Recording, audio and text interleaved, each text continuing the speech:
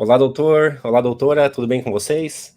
Estamos aqui em mais um episódio do Fisioverso, podcast do Multiverso da Fisioterapia. Quem fala aqui é o João Ruaro, sou fisioterapeuta, professor e educador financeiro. Estamos aqui com um grande convidado hoje para mais um episódio especial e vou passar a palavra para outra anfitriã do Fisioverso, que é a Cibele. Ela vai se apresentar e já vai chamá-lo. Olá, pessoal, tudo bem? É um grande prazer estar aqui de novo com vocês. Para quem não me conhece, eu sou a Cibele Quinauti, eu sou fisioterapeuta neurofuncional, sou também professora e a gente está aqui hoje para apresentar um convidado mais do que especial, né? Mais um. Alguém que eu já tive o prazer de conhecer pessoalmente e é um grande nome da fisioterapia, que é o meu colega Mauro Gemelli. Mas antes do Mauro entrar, entra a nossa vinheta.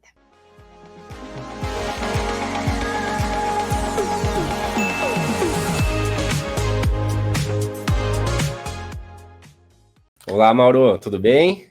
Oi, Mauro. Olá, tudo bem? Olá, João. Olá, Cibele. Muito bom.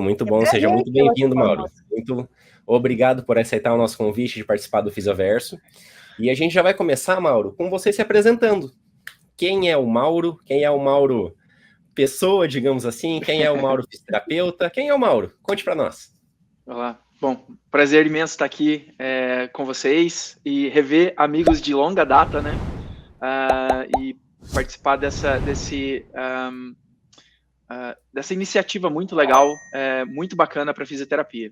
Bom, Mauro Gemelli, eu sou fisioterapeuta, osteopata pediátrico, moro hoje em Curitiba, trabalho aqui em Curitiba há 16 anos, trabalho exclusivamente com osteopatia pediátrica hoje e adoro viajar. Então, são duas características muito que quem me conhece já sabe que são duas coisas que eu sou bastante apaixonado, que eu gosto de falar e provavelmente a gente vai falar bastante aqui hoje. Ô, Mauro, show de bola. Mauro, você é aqui do Paraná mesmo, né? Do interior aqui, né? Sim, eu sou nascido em Francisco Beltrão, morei minha primeira infância ali, os primeiros 7 anos em Pato Branco, foi numa cidade do interior do Paraná chamada Foz do Chupim. Era uma usina da Copel, meu pai era copeliano e trabalhava por lá. Aí com 7 anos eu fui para Pato Branco e fiquei dos 7 aos 17 anos lá. Depois fui estudar em Cascavel, foi onde eu conheci o João. O João era meu veterano na época, né, João? É isso aí. E foi lá que eu fiz a minha graduação na Unioeste em Cascavel. Então eu sou bicho do Paraná, sim. Que legal. Muito bom, Mauro. Viu? Vamos começar a nossa conversa por aí, então.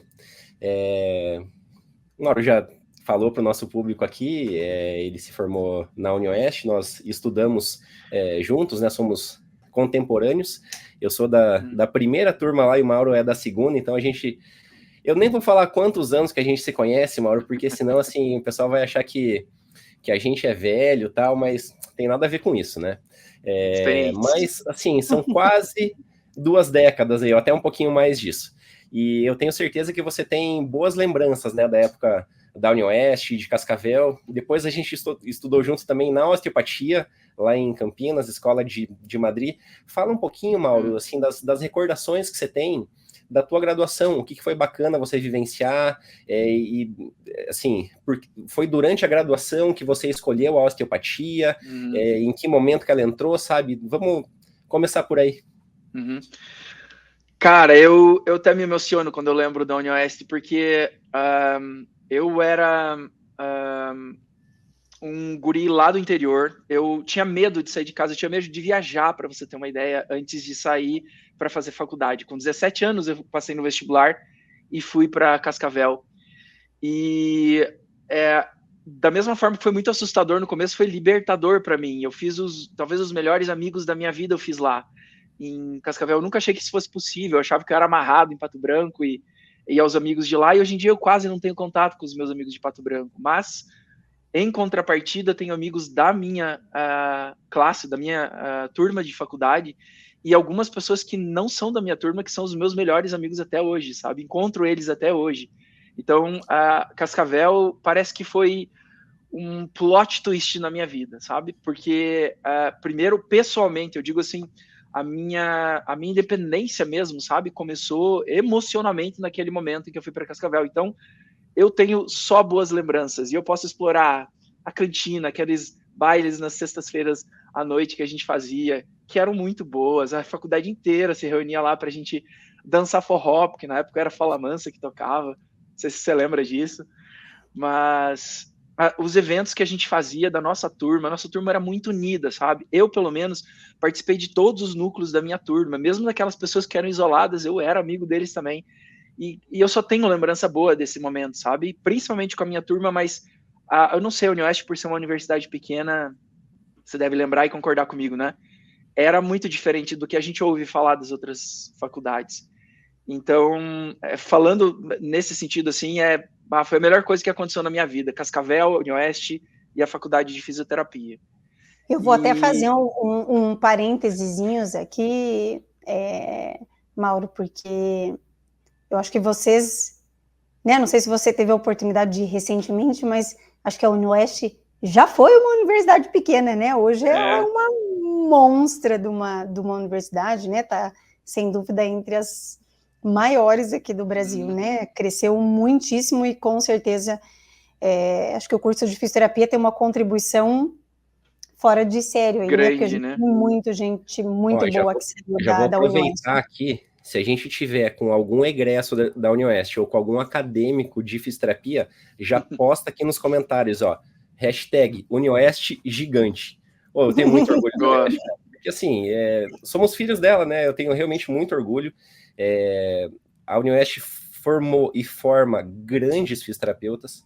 Tem gente que foi muito longe que começou lá, então assim, eu realmente tenho muito orgulho. Mas segue aí a tua...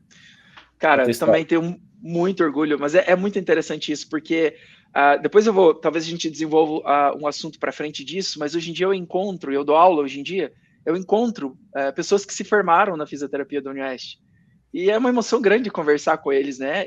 Dá muito orgulho de ver o que a gente viveu, ainda mais a gente, né, João, que fomos primeira e segunda turma, era tudo muito mais difícil naquela época, porque a gente fazia festa para ganhar dinheiro para comprar livro, porque não tinha livro na biblioteca. Então, foi um cenário muito especial para a gente, né? A gente teve que se virar e trabalhar talvez muito mais para que isso acontecesse, nossa formação acontecesse.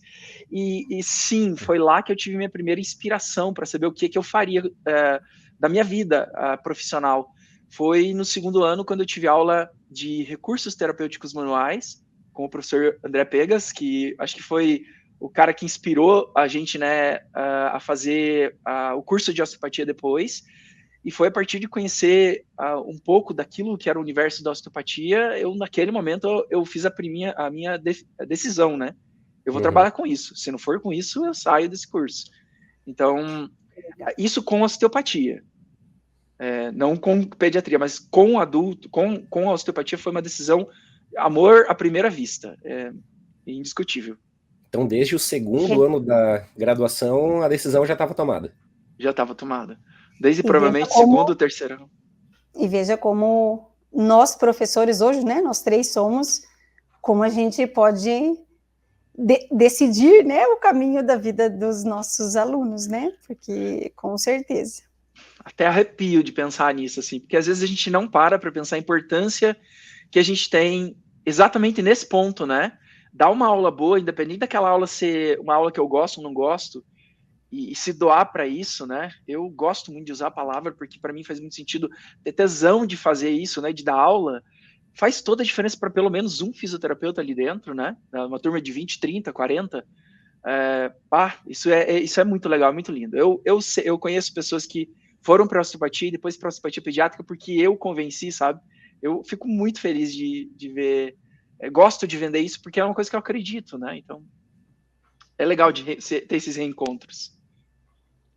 Perfeito, perfeito, Mauro. Ô, Mauro, e daí você fez a formação de osteopatia na Escola de Osteopatia de Madrid, lá em Campinas, correto? Porque Exato. Só tinha, na época, em Campinas e no Rio de Janeiro, era isso, né? Exato. Começamos juntos, né? Foi até uma briga para entrar, não sei se você lembra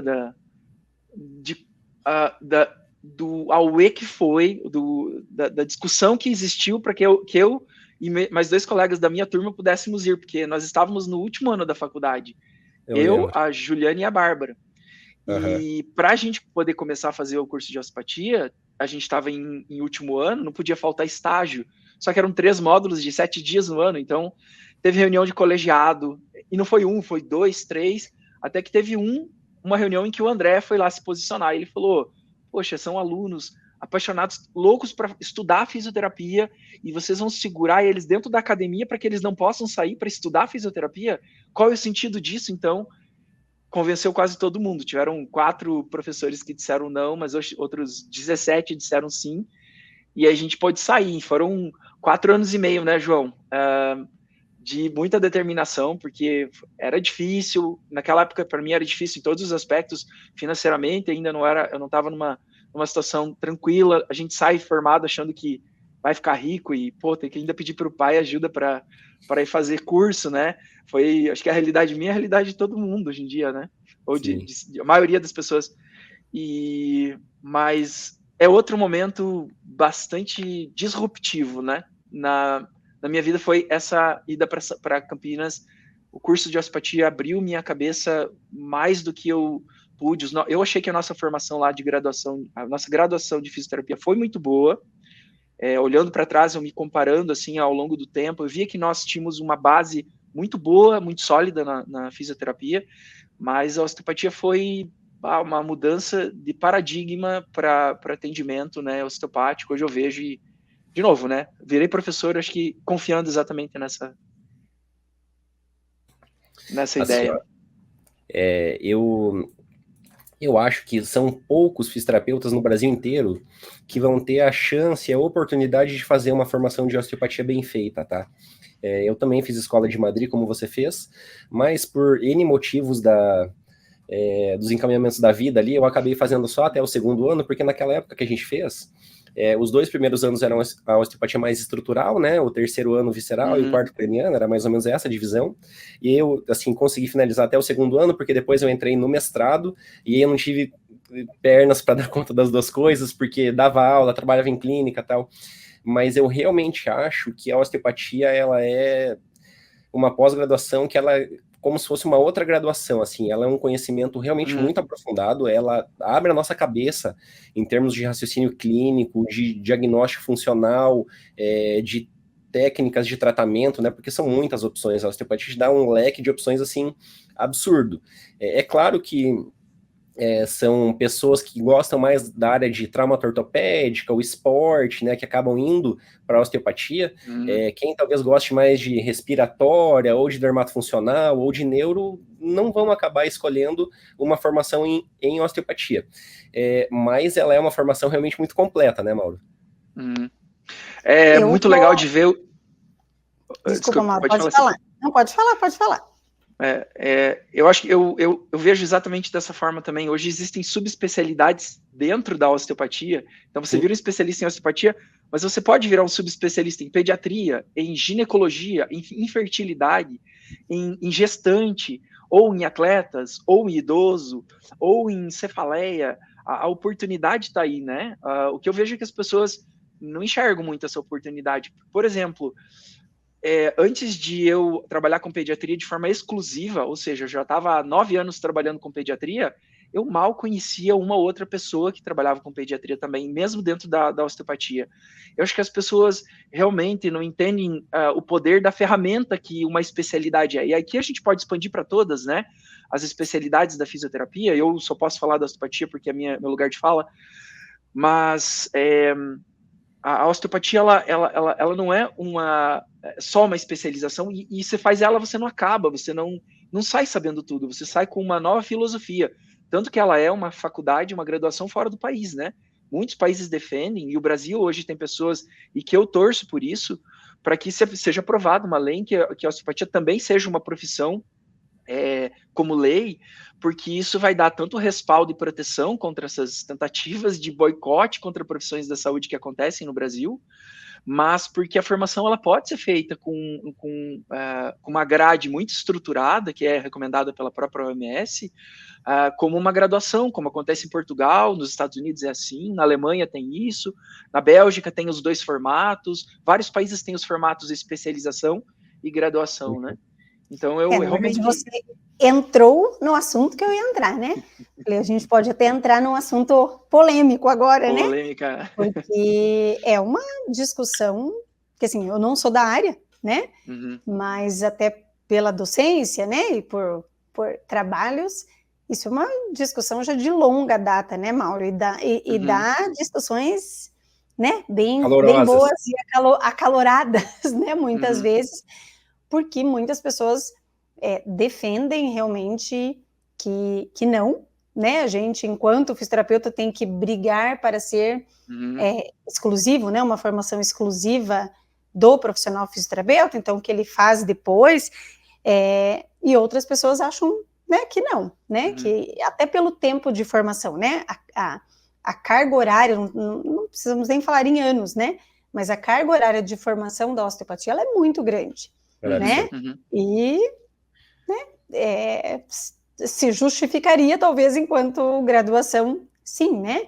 Mas é realmente um assunto bastante delicado, né? Assim, e acho que ninguém melhor de quem está na área, né? Para poder opinar sobre isso, né? Mas hoje é uma especialidade da fisioterapia, né? Reconhecida pelo COFITO, mas ainda a graduação não existe. Mas eu acho que tem escola já no Brasil, não tem?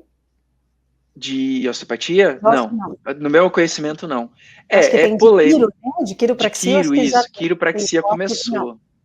A quiro, ela tem um financiamento médico muito maior, porque os Estados Unidos quer que o mundo tenha faculdades de quiropraxia, porque lá é muito forte, né? A maneira de trabalhar lá é rápida, eles fazem sessões muito mais rápidas, então eles monetizam muito mais com aquele tipo de atendimento lá nos Estados Unidos, que o Brasil também tem bastante parecido. A osteopatia, ela tem uma filosofia por trás, é hora de consulta, então você não ganha muito dinheiro fazendo osteopatia, comparado ao médico americano que faz quiropraxia.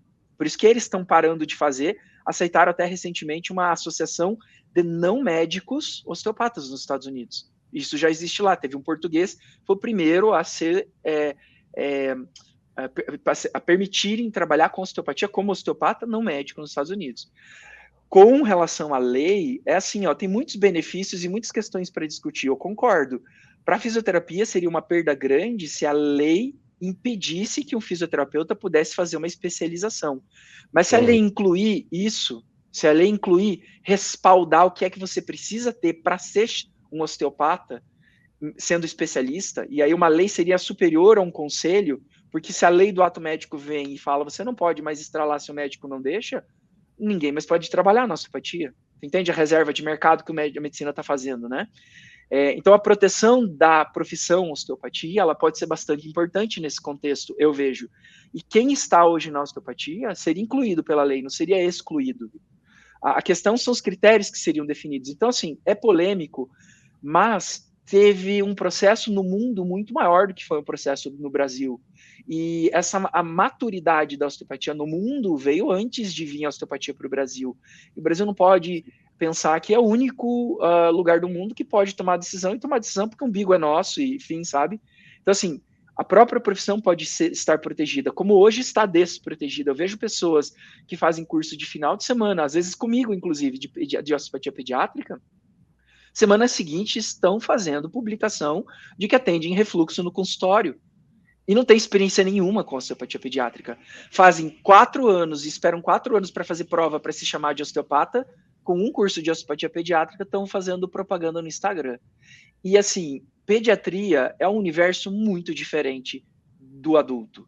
A manipulação na criança ela é muito, muito mais impactante para o corpo da criança, fisiologicamente, mecanicamente, tecidualmente, para você fazer o que eu tentei aprender no final de semana e ainda não tenho prática, sabe? Então, precisa ter um acompanhamento, um tempo cheio de capacitação, e nesse sentido, ter uma lei que faça isso, que obrigue isso a acontecer, é importante, no meu ponto de vista. Então, Assim, eu tenho ressalvas, mas eu tenho um apoio que é mais apoio do que ressalvas em relação a uma lei que inclua todo mundo, obviamente, mas eu prefiro a lei a uma resolução de um conselho que não tem força perto de uma lei, se a lei for aprovada. Então, é uma coisa que precisa ser discutido, né?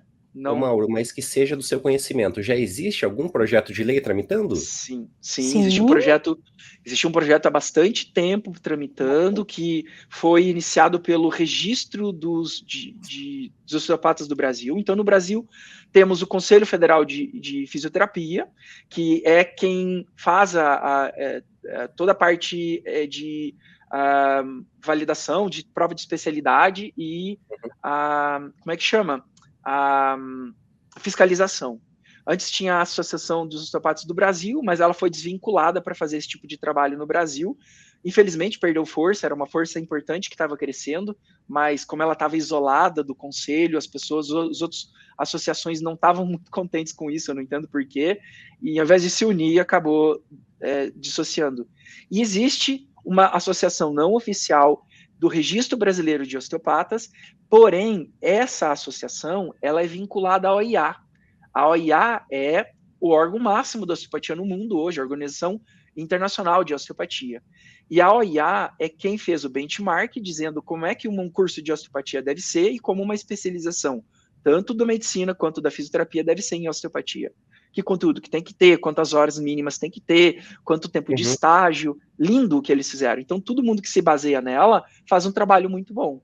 E o RBO lá atrás se mobilizou porque eles tiveram muita formação derivada da Europa, onde tem e segue o benchmark à risca. Então, ou é faculdade ou é especialização, muitos países têm a própria faculdade, e eles se mobilizaram para ir para um deputado na época e criar um projeto de lei que está sendo discutido há bastante tempo, virou uma briga durante um tempo para justamente não excluir o que a osteopatia construiu, que foi maravilhoso também, né? Não pode se deixar isso de lado, e tentar chegar no meio termo que beneficie, que não prejudique, né, a fisioterapia nesse contexto. E esse projeto de lei está tramitando eu não sei agora em que nível especificamente, mas está sendo discutido há bastante tempo já.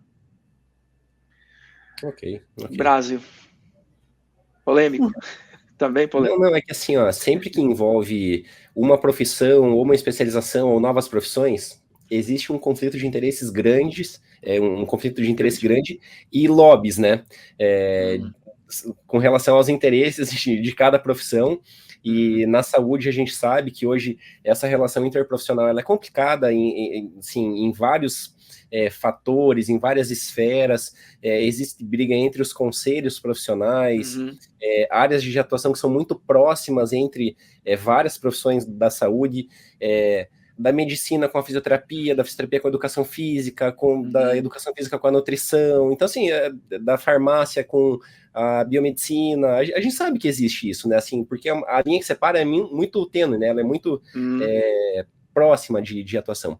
Mas, ok, acho que isso não cabe para essa... Eu acho que sim, na verdade, eu acho que é uma questão, e isso é muito comum aqui no Brasil, né, as pessoas também, elas não entendem muito, para não dizer, não entendem praticamente nada daquilo que elas criticam muitas vezes, né, e assim, muitas pessoas têm essa ideia de que se regulamentar enquanto profissão, né, como uma graduação, que o fisioterapeuta deixará de atuar automaticamente, né? Eu vou fazer uma ligação com o que acontece hoje com a psicomotricidade, né? E não estou aqui dizendo se eu concordo ou não concordo, né? Mas a psicomotricidade, sempre, né? Nós estudamos enquanto acadêmicos no curso de graduação, né? Lá mais antigamente. E hoje é uma profissão regulamentada.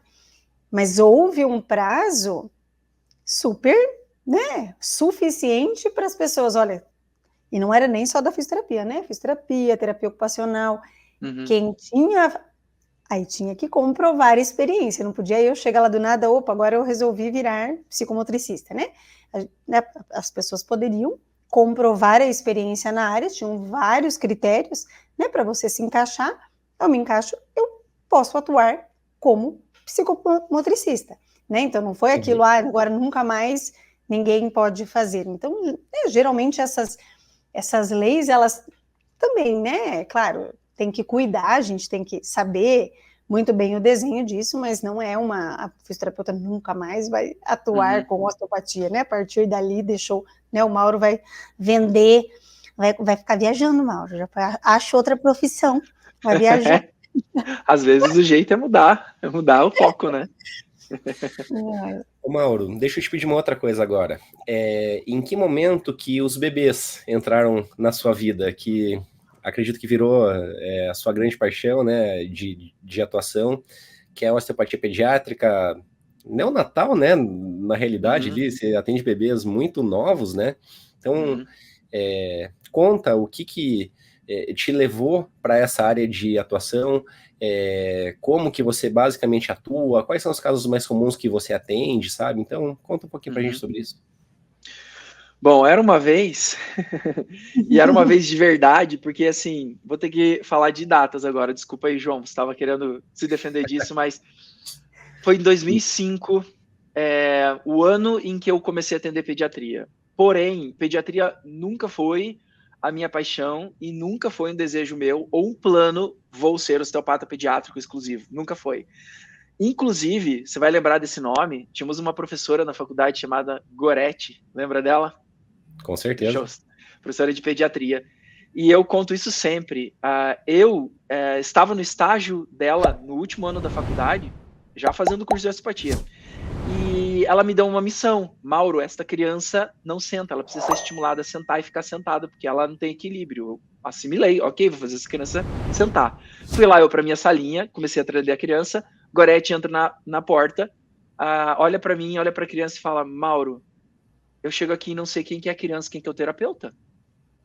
E fechou a porta e saiu. Naquele momento, eu tinha entendido assim, pediatria não é para mim, eu não sirvo para pediatria. Apesar de eu ter sentado a criança, que era o que ela queria que eu fizesse, sabe? Mas, enfim, para você entender que isso não me incomodou, porque eu não tinha esse desejo, eu não tinha ideia onde é que eu ia parar mais para frente. Mas, ao mesmo tempo, eu sou um bom vendedor. Eu fui me formei em 2005, isso, na faculdade era 2003, né? 2005, estava no terceiro ano da osteopatia, atendendo as pessoas e fazendo propaganda. Osteopatia maravilhosa, tem de hérnia, dor de cabeça, até refluxo de bebê. E esse era o meu discurso. E as pessoas começaram a acreditar em mim, elas começaram a confiar em mim. Os meus amigos começaram a ter filho. E o que eles faziam quando os filhos dele começavam a regurgitar e vomitar? O pediatra falava, não tem o que fazer, é normal. Mauro, lembra que você falou que você tratava com osteopatia refluxo? Então meu bebê tá vomitando, quando é que eu posso levar para você? Agora cara, te vira. Foi mais ou menos assim, jogou o bebê no meu colo e falou assim, agora cria, cara. E eu, sinceramente, falei assim, eu não sei o que fazer, porque eu não tinha estudado, você não tem noção de osteopatia pediátrica durante a formação. A gente nunca teve contato com criança. E é o que eu fiz. Numa semana, eu tive que descobrir de onde é que eu ia achar material para estudar, porque não tinha internet na época, não tinha celular para buscar no Google. O artigo científico é caríssimo, tinha que ir lá na faculdade para tentar pegar alguma coisa. Então, eu fucei em uma semana e eu descobri um site, LFM, na Argentina, livrarias, qualquer coisa, e eu consegui comprar 3 livros que eram da Espanha, que tinham ali na Argentina, e eles me mandaram em, sei lá, mais uma semana chegou os livros, e eu comecei a devorar livro para tentar entender o que é que eu ia fazer com uma criança com refluxo, né? Eu estudei os 3 livros, baseei naquilo que eu sabia que eu achava que era para fazer, e eu comecei a atender essas crianças em 2005. E eu comecei a atender as crianças com muito medo, com muito receio, com muito choro, porque a gente inseguro faz a criança chorar muito mais. Mas aquele momento ali me marcou, porque eu não tinha a pressão de atender, porque eu realmente não era o meu objetivo. Eu falava isso para as pessoas, olha, eu não atendo pediatria, mas na falta de outra pessoa eu vou atender, tá bom? Tá bom. Às vezes eu não cobrava porque era amigo. Então, assim, foi muito tranquilo eu começar a atender pediatria sem querer atender pediatria, então eu não tive a pressão que as pessoas têm. Eu não fazia divulgação em Instagram, então as pessoas vinham porque não tinha outra opção. Se melhorasse, que bom.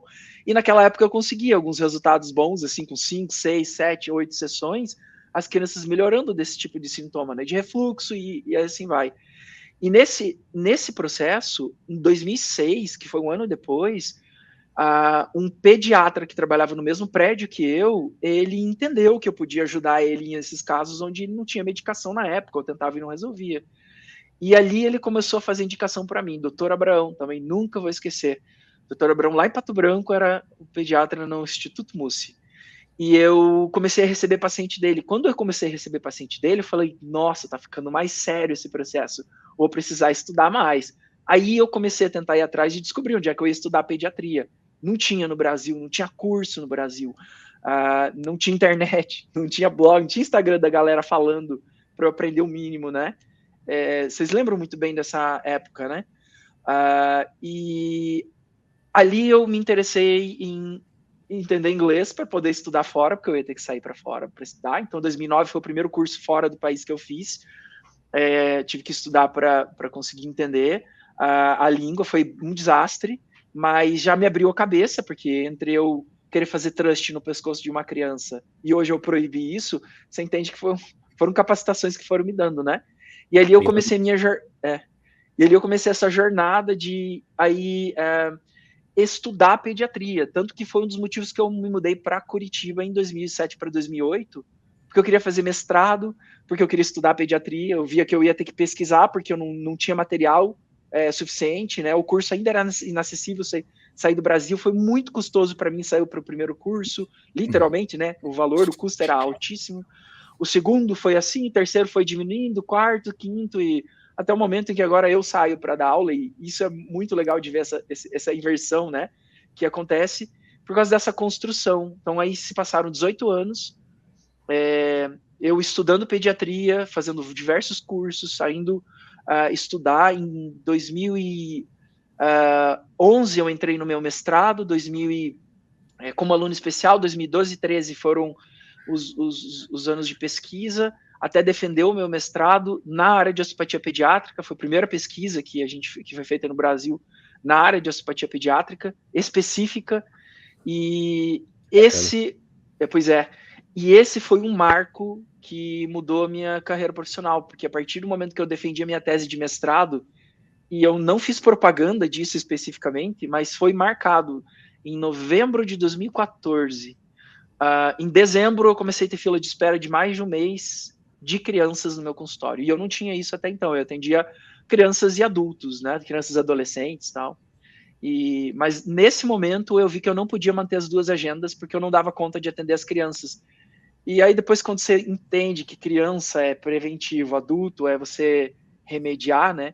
Aí eu comecei a chamar adulto de criança estragada e falei, eu não trato mais criança estragada. Fechei a agenda de criança estragada e passei a atender só pediatria a partir de dezembro de 2014. E aí eu assumi o papel, né? Vesti a camisa e falei, não, acho que eu nasci para atender criança mesmo, porque não é possível. As coisas foram caindo no meu colo, eu fui pegando, né? Obviamente, eu não fui dizendo não. Um mestrado nessa área, quem que topar fazer isso? Tive uma professora muito doida lá da UTFPR que topou fazer uma pesquisa de uma área completamente diferente da dela, sabe? Então, assim, o que a gente estava falando antes, né? Eu tinha uma ferramenta massa pra caramba, assim. Eu tive uma oportunidade e eu enxerguei essa oportunidade. E eu fui lá e abracei, né? Tive que bater a cabeça, construir muita coisa porque não existia na época, e eu acho que esse é se as pessoas puderem se inspirar com esse tipo de história, se desafiem, né? Porque tem que sair da inércia, não pode fazer a mesma coisa que todo mundo faz, porque é mais um no mercado, né? E tem muita coisa diferente para seguir, inclusive nesse nicho que eu tô, que é a osteopatia pediátrica. Para falar de assimetria, se tu se especializar nisso, tu vai ficar bom demais. Seja só da parte gastroenterologia, hoje em dia, o que a gente discute de alergias alimentares e problemas alimentares nas crianças, como manipular isso, enfim, tem um universo muito lindo aí para explorar, né? E eu desde 2014 estou nele, com uma felicidade imensa. E eu queria até complementar, não, super, né? Foi uma história muito, muito boa, e eu acho que, para mim, assim, a mensagem que mais fica é que, claro, né, as coisas foram acontecendo, você falou que caiu no teu colo, mas assim, você correu atrás, né? Você foi estudar, né? Você foi buscar conhecimento, você foi, né? Você foi entender daquilo que caiu no teu colo, né? E eu acho que isso é muito importante, né? A gente não pode, caiu no meu colo, eu vou fazendo e vou fazendo de qualquer jeito sem saber o que eu estou fazendo, né? Acho que você, né, assim, né, eu estou falando sem medo de errar, mas eu acho que você é a grande referência na área de osteopatia para criança, né, em pediatria. E você não chegou aí porque por nada, né? Assim, hoje as pessoas confiam em você e isso merecedor de todo o esforço, né? De todo o trabalho, de todo o estudo, de tudo que você fez, né? Então, não é só cair no colo, né? Caiu no colo, aproveite a oportunidade, mas corre atrás, né? Não dá para só... Sobre cair no colo, tem um ditado, uma frase que fala que, assim, a sorte acontece quando a oportunidade encontra alguém preparado. Então, assim, é um resumo disso, né? Porque, assim, hoje o pessoal te vê, Mauro, você falou que lá em 2000, não sei se foi 9 ou 14, você já estava com um mês de fila de espera, já a gente vai saber quanto tá hoje, que você já vai contar como que tá, e você dando curso no Brasil, mundo afora, aí fala assim, putz, fácil, né? O cara chegou ali, tranquilo, mas ninguém viu quando você teve que pegar livro em espanhol, depois fazer curso em inglês, sem saber talvez nenhuma dessas duas línguas, e ter que varar noites ali, e daí, assim, fazer no seu mestrado uma pesquisa sobre osteopatia, que a gente sabe que, assim, na época, né, já tem poucas hoje, né? Imagine a época fazer isso, né? O programa aceitar, o professor abraçar a ideia. Então, assim, é uma série de fatores que mostram o quanto a tua atuação foi decisiva também, de você correr atrás e convencer as pessoas e criar as oportunidades, né? Eu gosto muito desse pensamento de que a motivação ela não é algo externo, né? Ela é algo interno. E achar esse tipo de motivação, de novo, você precisa ter uma faísca ou provocar uma faísca para que ela vire fogaréu, né? Para você ter isso que eu falei, do tesão de querer buscar, né? Eu sou um cara muito curioso, eu acho que isso me ajudou muito a tentar entender o que eu encontrava no consultório, sabe? Diferentes resultados ou coisas diferentes, uma hérnia de umbilical que eu não sabia o que era, um crânio estenose que eu nunca tinha visto. O que é esse negócio? O que eu posso fazer com isso? Quem é que entende disso no mundo? E aprender a fazer pesquisa, aprender a achar pessoas na osteopatia pediátrica no mundo para onde eu podia ir lá procurar e aprender com esse cara, sabe? Quando eu entendi que eu podia fazer isso, e isso me custava, mas isso volta para a gente, é a velha história de sempre, a gente não pode fazer as coisas pelo dinheiro, porque se fizer pelo dinheiro, parece que não desenvolve, né? Mas ao contrário, quando tu faz com paixão, você faz porque você gosta, e faz o melhor porque sim, e não por causa do dinheiro, o dinheiro é uma consequência, ele vai vir, e vai vir muito mais, parece mais fácil. Então eu não falo com peso do esforço todo que eu sei que eu tive, porque não era um esforço ruim, eu vou para academia hoje, nossa, eu não queria. Cara, eu fui atrás porque eu achava muito legal de entender e estudar isso. E eu sempre fui, desde sempre, uma pessoa que gosta de fazer e ser diferente dos outros. Eu gosto de ter um tênis que as pessoas não têm. Eu gosto de atender de um jeito que as pessoas não atendem. Eu gosto de atender aquilo que as pessoas não atendem. Eu acho que isso me desafiou e me desafia até hoje a ser talvez essa pessoa, não sei se sou, mas estou próximo de ser uma das pessoas que porque foi o primeiro, né? O primeiro a ter essa agenda só de pediatria, assim como, de novo, tem vários profissionais que estão passando e vão passar por aqui que também foram os primeiros, e a gente lembra do primeiro beijo, né? Sendo bom, sendo ruim. Então eu acabo sendo uma referência, acho que nesse sentido.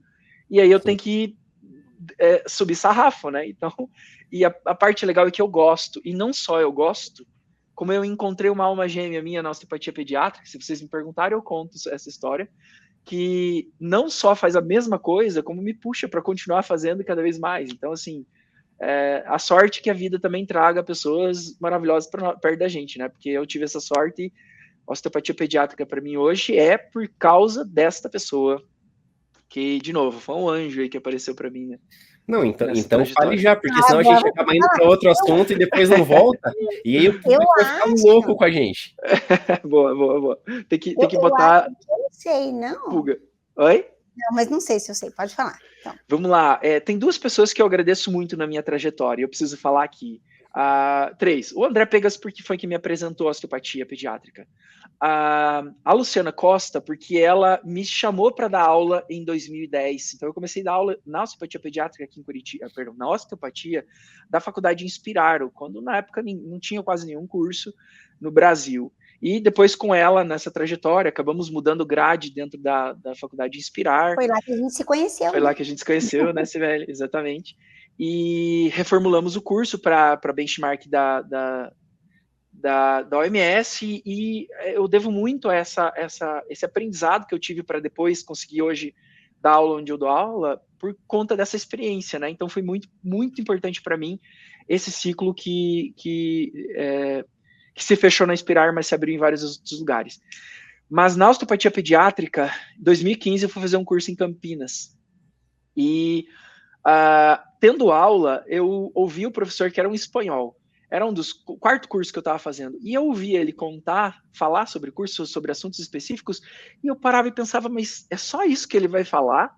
E isso e aquilo, ele não vai pontuar? Então, por exemplo, assunto refluxo, não tinha para discutir comigo, porque eu tinha estudado tudo da parte médica para defender minha tese 6 meses antes do mestrado, na frente de 2 médicos, inclusive. Então, não, era um médico. Então, assim, e eu tinha que saber. Então, eu estudei demais. E aquele cara falava de uma coisa tão superficial, e eu tinha criado um protocolo para atender refluxo de bebês, e eu ficava incomodado, eu me mexia, eu falava, não é possível. E ele mudava de assunto. Eu estava incomodado e eu comecei a falar para as pessoas. Falei, cara, mas tem tanta coisa para fazer. Olha o que eu trabalhei no meu mestrado, Isso caiu no ouvido de um colega que falou, nossa, você é a segunda pessoa que eu conheço que estudou pediatria e está fazendo mestrado, pesquisa em pediatria, osteopatia pediátrica. Falei, quem que é essa pessoa que está pesquisando? Eu preciso conhecer. Ele falou, liga para ela agora aqui, tá o telefone dela aqui, Adriana Lacombe é o nome dela, mora lá no Rio de Janeiro. Falei, fechou? Vou ligar, né? Não vou ligar, ela vai se incomodar, não vai nem atender ela. Ele falou assim, liga, porque ela vai te atender e ela vai adorar falar com você. Cara, eu liguei na hora, era horário de almoço, e ela me atendeu. Ela me atendeu e perguntou, quem é você? Por que você está me ligando? Eu falei, então, eu sou colega de um amigo seu aqui que é de Niterói, eu sou osteopata aqui, trabalho só com pediatria em Curitiba. Ela, só com pediatria? Eu falei, só. Eu falei, eu fiz o meu mestrado na área. Ele falou que ia ser muito legal trocar contigo. Ele falou que você está pesquisando também, né? Cara, aquela mulher agarrou amor em mim, porque eu falei em osteopatia pediátrica para ela. Ela super interessada no assunto. Em 2006, ela viajou para Curitiba e veio me visitar. Porque ela estava passando por aqui, na verdade, e me ligou e eu falei, vamos se encontrar. A gente conversou um pouco. Em 2006, 2017, a gente estava dando aula junto de osteopatia pediátrica, porque eu tinha começado um curso da OsteoBaby em 2015, 2006, 16, com a necessidade de formar mais pessoas, porque a minha fila de espera no consultório não dava conta de atender as crianças. Eu falei, eu preciso treinar alguém. Então, eu montei um curso para tentar pensar que eu precisava espalhar isso, né? As pessoas pediram, na verdade, em 2015, por que você não dá um curso, já que você tem muita experiência? E ali, em 2006, eu convidei a Adriana para dar aula comigo. Eu não lembro exatamente se foi 2017 ou 2018, que a gente acabou saindo desse modelo OsteoBaby que eu tinha e a gente montou uma empresa. Eu digo que a gente casou com direito a pedido de casamento, porque eu estava lá no Rio de Janeiro um dia, porque aí eu fui visitá-la em outro momento, em 2000, provavelmente 17, e eu propus isso para ela. Eu falei, olha, a gente está trocando, eu estou vendo você atender, você está me vendo atender, eu estou apaixonado pelo jeito que você atende, eu dou curso, você não quer dar curso de osteopatia pediátrica comigo? Vamos montar um curso juntos? Porque eu via que ela tinha muito conhecimento. Ali eu descobri que ela tinha feito um caminho na osteopatia e da osteopatia pediátrica diferente do meu. Ela conheceu várias pessoas importantes, eu conheci algumas em comum, mas ela tinha feito uma trajetória diferente. E eu falei, eu preciso colar nessa mulher, vou dar o golpe. Vou pedir para casar, vai que ela casa comigo. E ela acreditou em mim. Ela casou comigo, a gente fez uma empresa, um contrato de pessoa jurídica que a gente estava junto, e isso daí nasceu a OsteoKids, e a gente começou a dar aula na OsteoKids desde 2018, acho que a primeira foi oficial com o nome OsteoKids. Então, eu me lembro que você já me contou, não com tantos detalhes, essa história, e foi na época que eu estava em Curitiba, lá na Inspirar, então foi 18, 19, né? Foi meio por aí ali, acho que foi meio... Né, acho que metade ali de 18, comecinho de 19. Eu sei que com 18 a gente já estava com rotina de aula, porque 19 a gente explodiu, a gente deu acho que 8 cursos no Brasil foi muito intenso. 2020 foi o baque, né? Da pandemia. Mas, então, com certeza, 2018 já foi a primeira turma oficial do nome, Osteo Kids. No Rio de Janeiro, inclusive, a gente fez a primeira turma. E a gente está aí até hoje, né? Aí fomos convidados a partir desse desenvolvimento que a gente tem feito da osteopatia. De novo, a Adriana é muito coração, ela tem um conhecimento incrível, assim. Então, eu evoluí demais na osteopatia pediátrica a partir do momento que eu tive contato. Eu tenho o prazer e a honra de estar nessa vida aqui e poder acompanhar ela, porque ela me ensinou bastante, melhorou muito a minha manualidade. E a gente, dentro da sala de aula, as pessoas percebem que isso acontece, né? Porque eu dou aula de um sistema muito metódico, muito raciocínio, muito lógico, as coisas têm que ser explicadas, eu preciso ter respostas para as coisas, porque eu sou curioso, eu vou atrás e eu acho a resposta, senão eu invento uma resposta plausível para mim, para eu poder falar para as pessoas, falar, eu acho que é assim, mas eu falo. E eu testo no consultório, eu testo o que eu vejo em curso, o que funciona eu passo para frente, né? Sem necessidade de fazer um estudo de 1000 crianças, mas se eu vi que com 2 funciona, eu estou na terceira, eu estou na quarta, eu estou na 10ª, eu vi que funcionou, eu passo para frente. E a Adriana é muito sensitiva, ela tem muita sensibilidade, ela veio de uma formação, principalmente francesa, que tem muita sensibilidade. Então, quando a gente está em sala de aula, as pessoas veem que a gente é diferente. A gente, inclusive, opina diferente sobre coisas. Mas, para quem está ouvindo, aquilo é maravilhoso, porque é um debate que é rico para mim ouvir ela falar que ela não concorda comigo, sabe como? Então, por isso que eu falo assim, apesar de eu ter dado para ela um anel de guardanapo naquele dia, é o melhor casamento que eu podia ter feito, porque não tem brigas, não tem estresse, é só alegria e osteopatia pediátrica que ganha com isso, sabe? Sou muito feliz hoje por... Sim, então, vocês têm uma empresa de educação, que é a Osteo Kids, é isso? Exatamente. Que dá cursos de osteopatia pediátrica. A gente dá cursos diversos cursos, na verdade. O nosso foco é a osteopatia pediátrica. Mas o que acontece, João? Em 2019, um dentista maluco lá de São Paulo porque queria saber quem é que trabalhava com assimetria e discutia a assimetria de crânio de crianças, porque ele queria entender por que algumas crianças que chegavam no consultório dele tinham boca torta já, ou tinham bebês com boca assimétrica, e ele não estava entendendo o que estava acontecendo, sendo que não tinha dente na boca para dar assimetria de mastigação, que era o que ele estudava. Esse cara é o Sérgio Tersaroli, é uma sumidade aí da ortopedia funcional dos maxilares no Brasil e no mundo. Ele dá aula fora do país adoidado. Esse cara quis saber quem trabalhava com assimetria, e eu quase comecei o meu mestrado lá atrás em assimetrias, comecei um processo de doutorado em assimetrias 2016, 17, 18, na engenharia mecânica, poucas pessoas sabem disso, quase surtei, entrei em depressão, fiz burnout, tudo junto, pela pressão que era estar dentro de um programa completamente diferente da saúde, né? E a resposta para eles é assim, ó, testa isso aí, não deu certo, pronto, vai lá e defende tua tese de que não deu certo. Falei, não, eu quero achar uma resposta, eu quero ajudar as pessoas com isso. Eu preciso encontrar uma resposta positiva, que eu sei que tem. Não, acabou, deu certo. Aquilo foi um conflito grande para mim, então eu acabei saindo do doutorado, mas eu estudei muito assimetria.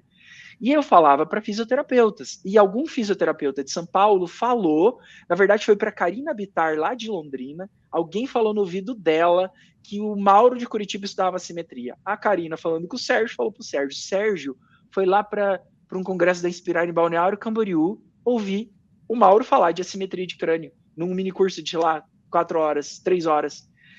E naquele momento eu via no olho dele, assim, aquela sensação de achei a resposta que eu queria. Então, veja, o cara que é muito pior do que eu, que é muito mais curioso, estuda muito mais, esse cara é um fenômeno dentro da odontologia, da odontopediatria, e ele foi fuçando, me encontrou lá, e a partir daquele dia ele falou assim, cara, a gente vai ter que dar curso junto, você vai ter que dar curso para dentista, eu vou arrumar tudo para você ir para São Paulo para você dar curso para dentista. Antes disso, tu vai para o nosso congresso. E aí ele me levou para o congresso de ortopedia funcional em 2019, para eu dar essa palestra. Ele falou, ó, fala mais disso aqui, porque o dentista vai querer ouvir. E aí eu praticamente apadrinhado por ele, né? Eu dei uma palestra lá dentro que fez nascer um curso de assimetrias para dentistas. Esse curso de assimetrias para dentista, ele é genérico. Eu quero falar para quem quiser entender o que é uma assimetria de crânio de um bebê, se ela é boa, se ela é ruim, como que ela acontece, por que acontece, como é que pela mecânica, aí eu entro na osteopatia, né? Como é que a mecânica que o Sutter lá em 1940 e 50 descreveu pra gente dos ossinhos do crânio, como é que a cabeça cresce em termos de movimento, como que isso vai chegar na boca e vai deixar essa boca torta para os dentistas que até aquele momento tinham a informação de que boca ficava torta porque se mastiga errado, por trauma. E eu provei por A, mais B, mais C, e por impressão 3D, que eu tenho bocas sendo maiores, mais largas de um lado que do outro, mandíbulas, antes mesmo de você ter dente e mastigação dessas crianças. Ela fica torta se você tiver um padrão de assimetria de crânio, né? Que a gente consegue ver aqui, ó, né? Olha a quantidade de assimetria que tem nesse crânio. Então, quando eu mostrei para eles essa realidade nova, foi um choque. Todo mundo quis entender e todo mundo veio fazer o curso de assimetria. Nasceu aí, sabe? Então, esse curso já se transformou num curso de assimetrias para fisioterapeutas, para médicos. Para médicos, a gente resume um curso mais rápido, porque eles precisam entender quando é que tem que encaminhar, identificar esses processos e encaminhar para tratamento. Mas algumas pessoas querem se aprofundar, então a gente dá cursos de 4 horas, dá cursos de 2 dias para esses profissionais, e para o osteopata a gente ensina beabá e como manipular isso com técnica osteopática e como trabalhar com dentista, né? Porque não dá para trabalhar sozinho com assimetria. 100% dos bebês que fazem assimetria mandibular por conta de uma assimetria vão precisar de acompanhamento com um dentista depois. Porque no desenvolvimento a gente não consegue compensar aquele não crescimento ali ou um crescimento assimétrico de ângulo mandibular. Então vai precisar de uma boa estruturação, de uma boa construção de função oral para você ter uma melhor função com simetria, né? Ou tendendo a simetria depois. A estética hoje é tão importante, então... Eu vou até fazer aqui o João falou no comecinho, né, mais o pessoal da dermato, não tanto, da neuro, e eu lá atrás ia falar. Na verdade, hoje, eu não sou da pediatria, apesar da pediatria, ela me persegue. Te chama. Eu não sou, mas eu ainda não sou, sou do como que você chamou? Criança estragada. Da criança estragada. Mas hoje na neuro é extremamente comum a gente mandar assim, as nossas crianças da neuro, a maioria hoje a gente indica para osteopatia. Né? Porque assim, a quantidade de assimetria craniana, que na verdade não é que tem hoje, né? É que sempre teve e a gente nunca deu importância. Né? É a teoria do carro vermelho que eu brinco. Você nunca teve um carro vermelho. Quando você compra, você cria uma relação emocional. Vai para o teu sistema límbico, vai fazer um monte de conexão nova. Então tu passa a enxergar o que tu não enxergava. Tem 5 carros em cada quadra hoje em dia de cor vermelha. A partir do momento que você enxerga a simetria, e assim, eu acho muito legal que esse processo começou nesse tipo de situação. A gente entendendo, a gente indo para fora estudar, eu e a Adriana, conhecendo pessoas internacionais, uma canadense, que a Sylvia Lessar, que ensina a simetria craniana há muitos anos, a gente aprendeu com ela, trouxe para o Brasil. As pessoas passaram a enxergar. Não é as pessoas, ou a família, o médico, todo mundo passou a enxergar. O fisioterapeuta enxerga. E eu vou te falar que o movimento contrário também existe, Sibeli. Eu indico hoje 3, 4 de 10 pacientes meus para neuropediatria. Não porque eles são típicos ou atípicos, é porque eles têm assimetria de neurodesenvolvimento por ter torcicolo com assimetria. Isso está muito comum. A gente aprendeu a enxergar o carro vermelho da neurofuncional. Hoje em dia tem clínicas montando setores aqui em Curitiba, e eu tenho certeza que lá no Rio, onde tem osteopata pediátrico, para atender o bebezinho do torcicolo, que vai ter alta com 3, 6, 10 sessões, rápido, sabe? Porque eles têm uma simetria motora muito importante. Então, assim, outro casamento maravilhoso da osteopatia pediátrica é a fisioterapia neurofuncional, em especial aqui em Curitiba. Eu sou suspeito, mas ela é nossa parceiraça, assim, para prevenção de crianças, porque a osteopatia pediátrica é sobre prevenir, para que não estraguem, né? E é muito legal trabalhar parceria assim. Oi. Esse crânio que você mostrou é de um paciente real. Exatamente, é de um paciente real, com uma simetria real. Ok.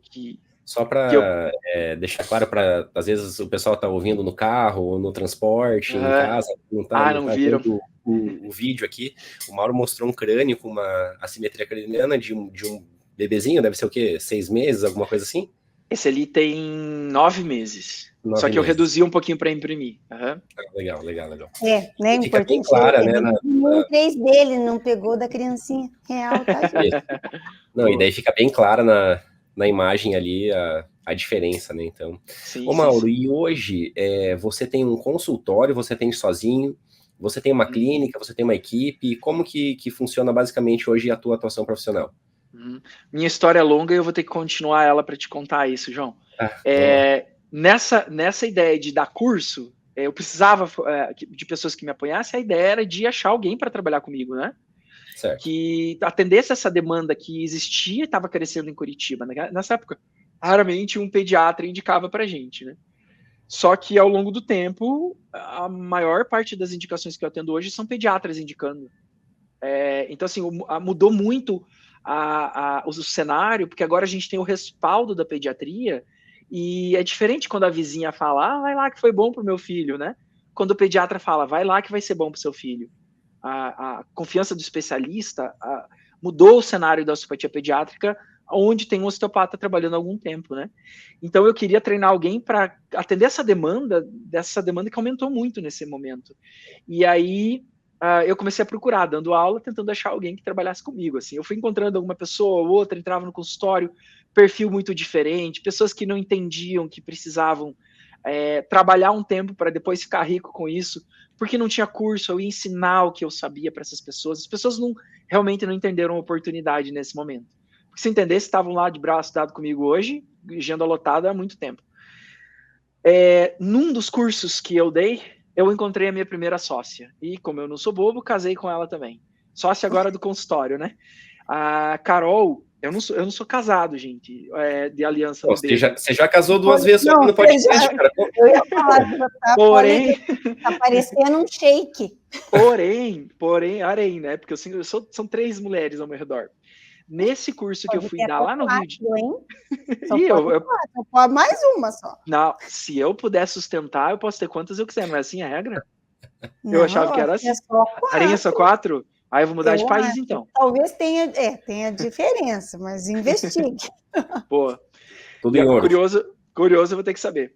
E nesse curso que a gente deu no Rio, tinha uma fisioterapeuta, olha o cenário, ela atendia UTI neonatal.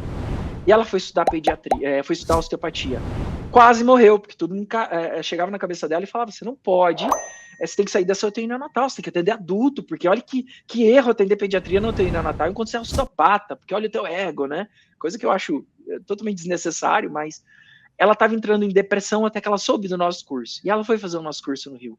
E eu, no aeroporto, comecei a conversar com a Caroline Tasqueto, que começou a me contar a história dela. Eu falei, nossa, você está na UTI neonatal, o meu sonho é trabalhar na UTI neonatal. Eu tinha, na época, inclusive, começado a pós-graduação em UTI neonatal, na Inspirar, na época que eu dava aula, porque eu falei, eu vou trabalhar com prematuro dentro do hospital.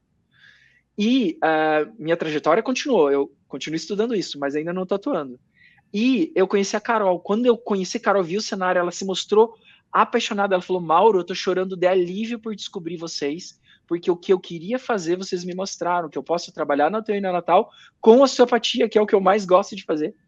E ali eu vi no olho dela, assim, eu falei, essa menina é especial. E eu chamei ela para começar a me acompanhar. Ela me acompanhou por uns 3 meses no consultório, chamei ela para começar a atender os pacientes que eu não dava conta, ela começou a atender, começou a ter bom resultado, oportunamente, casei com essa também.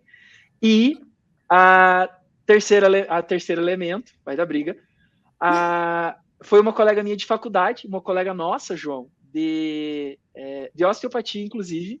A gente se separou depois da formação de osteopatia, mas há uns 3 anos, mais ou menos, ela me ligou e falou, Mauro, tô frustradaça aqui em Porto Alegre, deu para mim em Porto Alegre, eu preciso ficar no Paraná mais perto da minha família, quero um lugar onde as pessoas socializem melhor, quero ir morar em Curitiba. Você me ajuda com a profissão? Mas eu não esperei 2 dias dela aqui, pus anel no dedo também, casamos, somos sócios, eu, Carol e Juliane.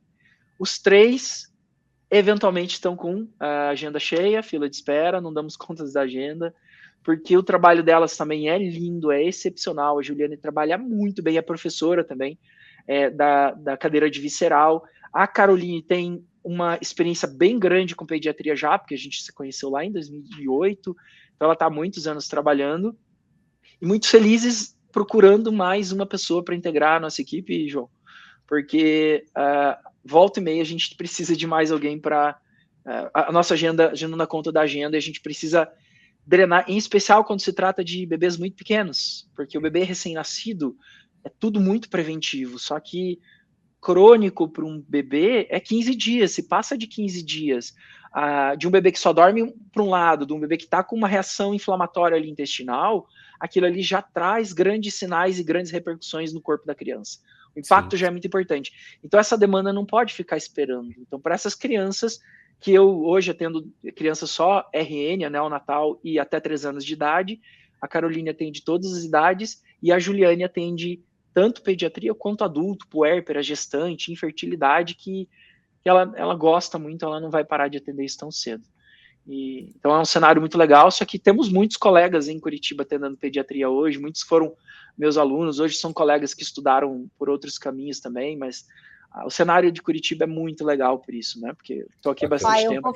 Eu vou puxar o saco, porque eu não sou curitibana, mas o Mauro falou uma frase que, assim, Curitiba tem uma má fama, muito injusta, eu acho. E ele falou, eu preciso voltar para Curitiba para socializar.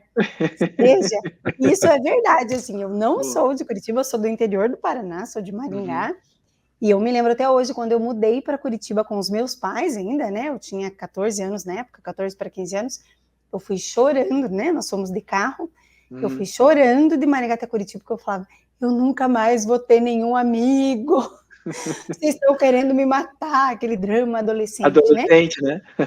E foi, assim, o oposto. Eu, um dia, vivendo em Curitiba, eu já tinha um monte de amigo da rua, então, assim, foi super o oposto. Então, pessoal, Curitiba é uma cidade boa, nós socializamos. É verdade. Meu marido é curitibano e ele é super sociável também. Eu acho que são duas questões aí. Primeiro que a época em que a gente era criança era outro cenário, né? Hoje Curitiba já não é mais a Curitiba de brincar na rua. Mas o curitibano, quando você faz amizade com ele, quando você é convidado pela primeira vez para ir na casa... Não, vamos falar. Qualquer coisa 15 anos atrás já era diferente de hoje, né? Mas a gente tem os 30 e poucos, não tem? Então, 30 e poucos anos atrás era... Já passei, mas tá bom. Mas o curitibano, quando você faz amizade, quando ele te chama a primeira vez para dentro de casa, a partir disso é uma amizade muito boa. É muito boa. Eu tenho grandes amigos que são curitibanos, assim, e estamos ajudando a Ju agora a virar curitibana também, fazer amigos aqui. Ela tá adorando também. Que legal. Ô, Mauro, deixa eu meio que voltar no assunto que você tava ali, porque assim, ó, eu acho que todo mundo que é pai, eu sou pai, a Sibeli é mãe, você falou que você não tem filhos, né? Não. O maior ponto nevrálgico de quem é pai ou mãe é o filho. Então, assim, você pode deixar de comer para realizar um desejo do seu filho, ainda mais uma necessidade, né, que é um tratamento de saúde. Como que você enxerga essa questão, vamos dizer assim, mercadológica, tá? Você concorda que atender um público nessa faixa, né, de 0 a 3 anos ou 0 a 5 anos ali, vocês, osteopatas pediátricos, têm uma certa vantagem em relação a atender adulto, por exemplo? Entendeu a minha pergunta? Mais ou menos. Porque assim, ele quer dizer... O que eu acho, né? Assim, o pai, ele vai dar um jeito, o pai, a mãe, né? Entendam isso. Os pais, eles vão dar um jeito de pagar o tratamento para uma criança que talvez, se eles tivessem algum sintoma, eles, talvez por falta de grana ou por falta de condições ali, eles abdicariam de se tratar, entende? Sei lá, estão com uma dor lombar, com alguma disfunção no joelho, sofreram uma entorse de tornozelo, mas, assim, tá meio sem grana, tal, ele vai dar um jeito e ele vai segurar e, assim, ele não vai tratar. Agora, assim, pro filho, não tem. Você acha que pode ter uma vantagem mercadológica atender esse tipo de público? Eu acho que você já respondeu, né, João? Eu vejo que existe menos resistência em dizer para uma família que essa criança vai precisar ser acompanhada por 4 meses em sessões de osteopatia do que dizer para um adulto, porque o adulto, em especial o homem, é muito do que estou sentindo. Pô, minha dor melhorou, para que eu vou continuar? Já estou bem, eu não vou mais fazer. E não entende o processo da reabilitação, que um corpo uma vez doente ou disfuncional, ele não precisa ser só retirado do processo fisiológico da disfunção, né? Que é falta de mobilidade ou sensibilidades. Ele precisa treinar o corpo de novo para melhor função, para que ele não volte, regrida para aquele ponto de acomodação que o corpo fez antes com a doença, né? E a gente vê duas vantagens aí. Primeiro, que o adulto muitas vezes pesa dessa forma o preço que eu vou pagar, e eu parei de sentir dor, então eu posso parar mais rápido do que ele achou que ia fazer, porque ele vai me enganar. Então existe isso na vida do brasileiro, né?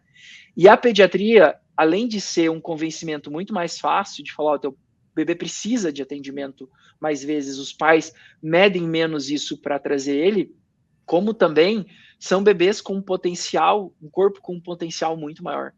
Então a resposta é muito mais positiva e a possibilidade de resultado acaba sendo potencialmente proporcional. Então os pais veem resultado, vê rápido, e o adulto demora. Então segurar um bebê ou convencer os pais de que um bebê precisa de atendimento é mais fácil, com certeza, por um osteopata, se for uma opção, o atendimento pediátrico nesse sentido é uma vantagem. Porém, pegar um bebê no colo que chora e saber o que fazer, saber como abordar isso, fazer essa criança parar de chorar, depois saber sentir o que um bichinho que não fala, para ele te contar o que ele tem, para depois você bolar um plano para tratar isso que ele tem, é muito, muito, muito, muito, muito mais difícil. E a chance de você errar é muito maior. A chance do insucesso é muito maior. Então, por isso que eu falo da capacitação, né? Não é só querer é o principal de todos, mas depois vem o esforço, e depois vem tempo, capacitação, você precisa treinar para isso. Mas a partir desse momento é a melhor profissão que existe no universo, sim. Viu? Deixa eu aproveitar o assunto, eu tenho mais duas perguntas que elas vão ser relacionadas.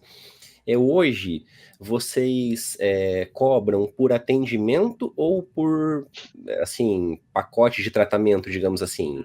Como que é feito essa parte financeira? Hoje, sessões individuais. Acontecia antigamente, de novo, eu precisava atender 8 vezes uma criança para ela melhorar. Então eu acabava fazendo pacotes, principalmente de adultos, né? Adultos que tinham dor crônica, problemas crônicos, eles pediam às vezes para fazer isso. Eu fazia na pediatria, só que começou a acontecer de tu vai estudando, tu vai melhorando, conforme o Mauro foi melhorando, a sessão foi dando mais resultado, acabava na terceira sessão que eu não tinha mais objetivos com aquela criança e eles tinham pago 5 sessões. Por causa do desconto, né? As pessoas querem o desconto. E eu via que sobrava, e assim, a dificuldade foi assim, ficar devolvendo dinheiro, deixa de crédito para daqui 1 ano eu fazer. Mas 1 ano, a sessão já muda de valor, a tua vantagem do desconto agora, eu vou ficar com o teu dinheiro, eu não vou me sentir confortável. Então, tem muito tempo em que eu parei de fazer esse tipo de negócio, sabe? O que eu faço é incluir na minha primeira sessão, por exemplo, a reavaliação dessa criança, porque é muito comum eu atender, achar que a sessão foi muito boa, que a melhora da mobilidade cervical foi muito boa, só que tem um pouquinho de assimetria, ou eu achar que não acabei tudo que podia fazer, mas a criança chegou no limite dela, eu preciso que os pais façam exercício em casa, então eu preciso reavaliar essa questão, como é que isso fica ali na frente. Então, protocolo para mim hoje é atender uma sessão e fazer uma reavaliação muito mais rápida, sutil, um checklist mesmo, depois, e eu criei um valor de sessão e isso está embutido. Então eu falo para os pais assim, isso não vai ser cobrado, é incluso nessa sessão, mas você precisa vir aqui. Porque o que acontecia também, João, era de eu fazer o primeiro atendimento, os pais verem uma melhora importante, ou não verem melhora porque o meu objetivo era diferente dos pais. O pai queria que a criança dormisse, eu queria que a criança melhorasse do torcicolo e do desconforto intestinal, melhorasse o trânsito intestinal, parasse de regurgitar, melhorasse o equilíbrio autonômico visceral dessa criança. Eu vou falar isso para o pai? Não vou, né? Mas o objetivo era diferente e eles não voltam para o segundo atendimento. Mas voltam 3 meses depois. Aí a criança já está com cabeça assimétrica, está amassada. Então eu tinha um trabalho muito maior depois que podia ser prevenido. Então o meu intuito de fazer isso foi para prevenção, né? Para forçar eles virem. Você criou um mecanismo ali para... O meu mecanismo. E eu sei que as meninas lá na clínica gostaram disso, atuam assim também, mas elas têm mecanismos diferentes. Por exemplo, tem quem cobre 2 sessões para todos os bebês, por ver necessidade de ver 2 vezes e manipular sempre 2 vezes as crianças. E eu acho justo isso, eu chamo esse segundo atendimento também, mas isso desafoga a minha agenda, chamar as pessoas para reavaliar, quando eu vejo que está muito bem, eu não precisei da segunda sessão, tá entendendo? Então, assim, eu bolei uma maneira de fazer isso, mas para não deixar os pais longe, porque se eles ficam longe, às vezes outro processo aparece e eu me incomodo com isso depois. Então, para eu diminuir o meu incômodo. Mauro, e daí a segunda questão que é nessa mesma toada aí, a gente falou um pouco da parte mais mercadológica, financeira e tal. Agora eu quero falar um pouquinho mais da parte emocional.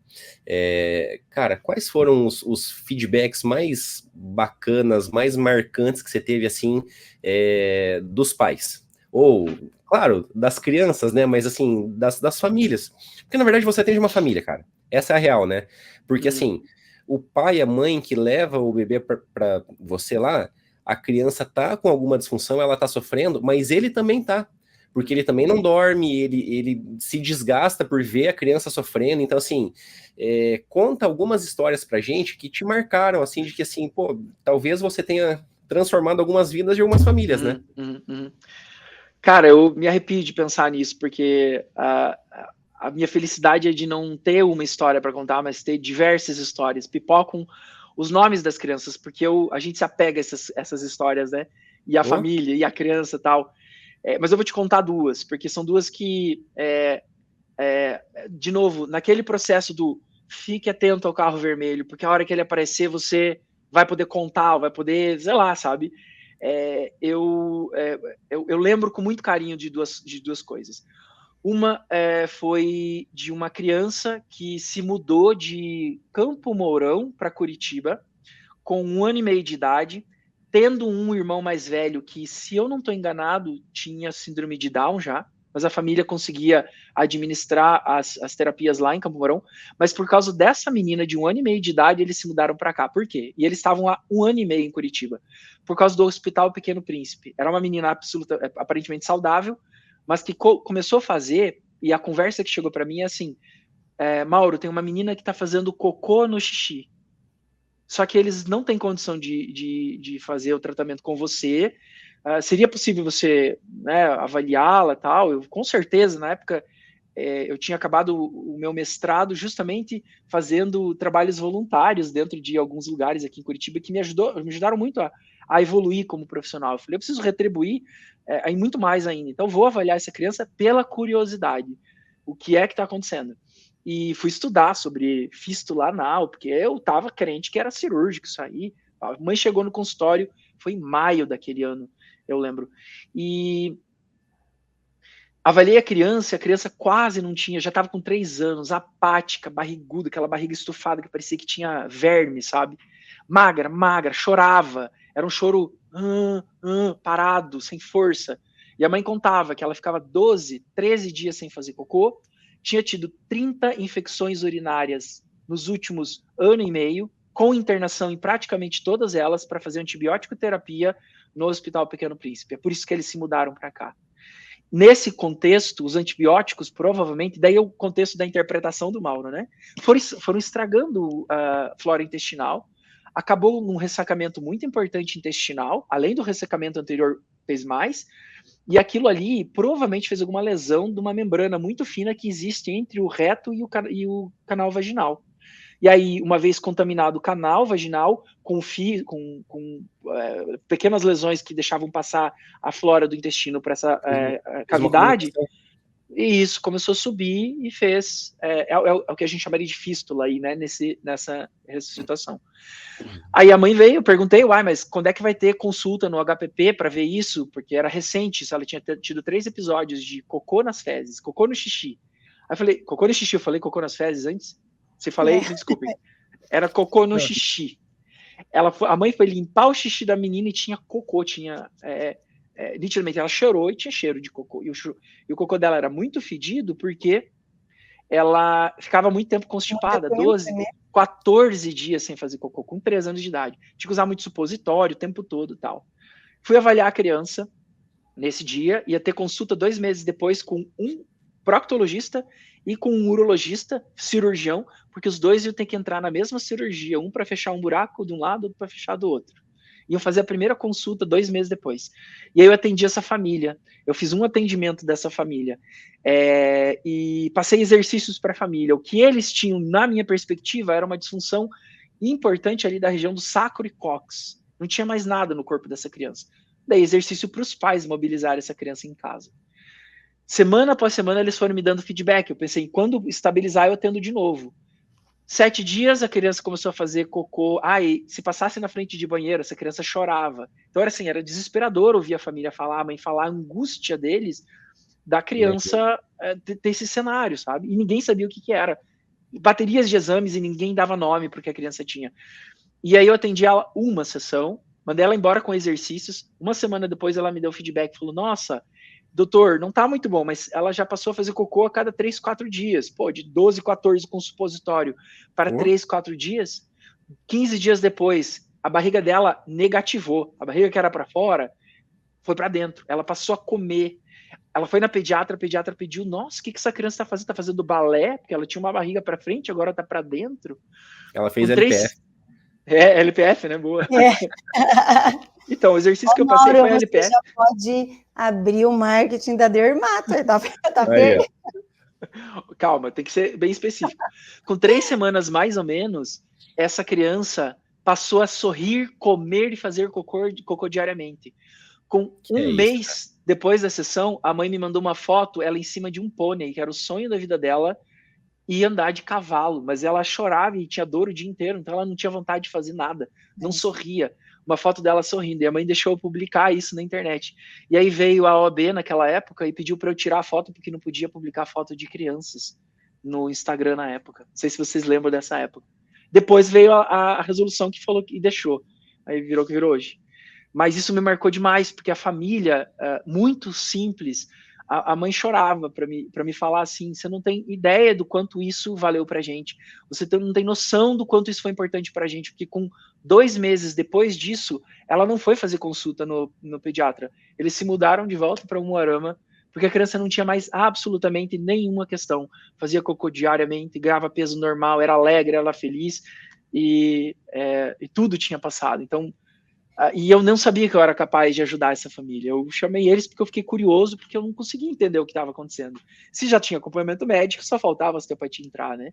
Então me deixou muito feliz essa descoberta do quanto o sacro pode importar na função uroginecológica das crianças. Me marcou. E uma outra história muito curta. Eu ensinei uma maneira de segurar a criança para um casal que foi para o consultório. Eu sempre faço isso. Tanto para evitar trauma, mas pro pai aprender a acalmar a criança. Porque é muito mais difícil do pai saber acalmar, porque ele não tem peito, né? O peito é uma chavinha mágica, né? Uma varinha mágica para fazer criança acalmar, bebê principalmente. E eu ensinei aquele pai a segurar a criança e fazer umas manobrinhas lá, e ele pegou na hora o jeito e foi para casa. O feedback não foi dele, foi da mulher. Ela mandou uma mensagem dias depois falando assim, doutor, quero te dar um feedback, porque eu peço sempre para os pais, né? Que o nosso bebê está muito melhor, mas a melhor coisa que aconteceu para a gente foi que o meu marido parece que está amando mais o nosso filho, porque agora ele consegue ficar no colo sem que ele chore, e antes ele não parava de chorar e meu marido achava que ele não gostava dele. E... Nossa, arrepia.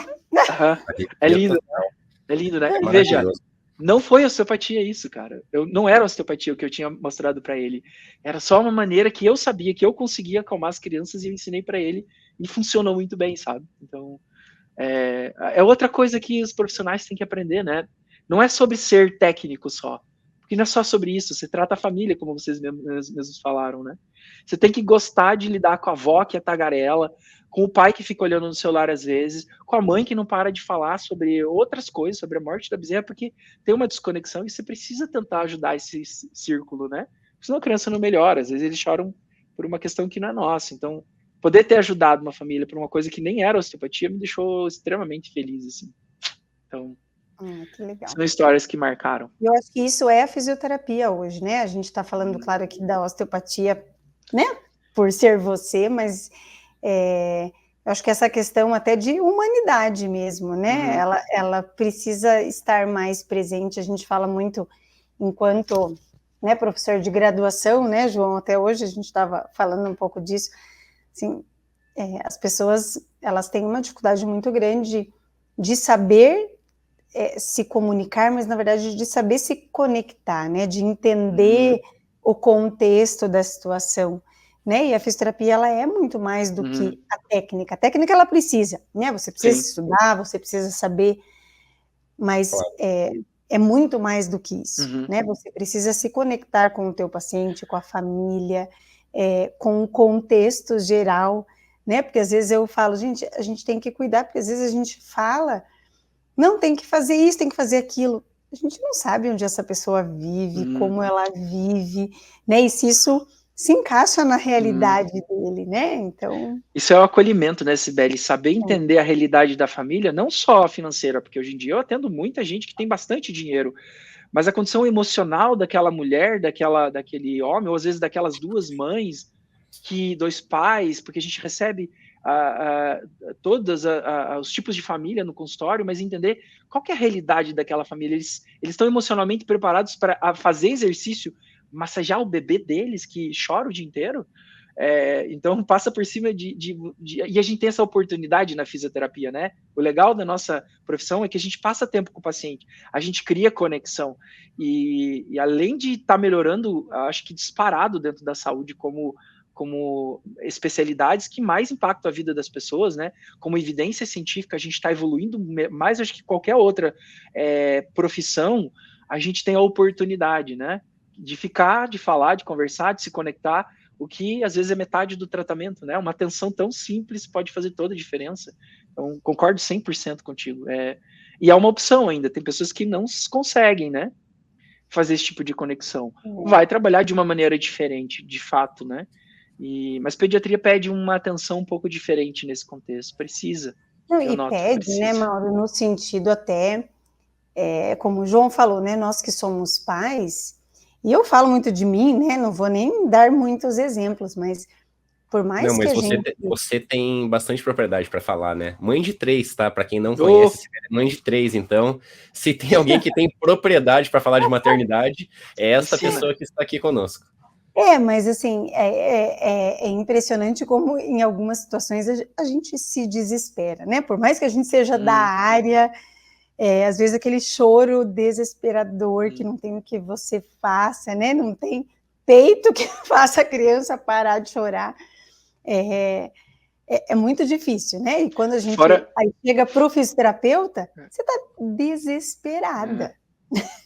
Fora aquele momento, Sibeli, em que você, por ser da saúde, você se desespera mais, né? Mais por saber, por conhecer, junta as coisas, né? Eu tenho uma frase, né, assim, às vezes a ignorância é a melhor coisa que existe, né? Porque às vezes a gente saber, aí você já cria o apocalipse ali em meio minuto, né?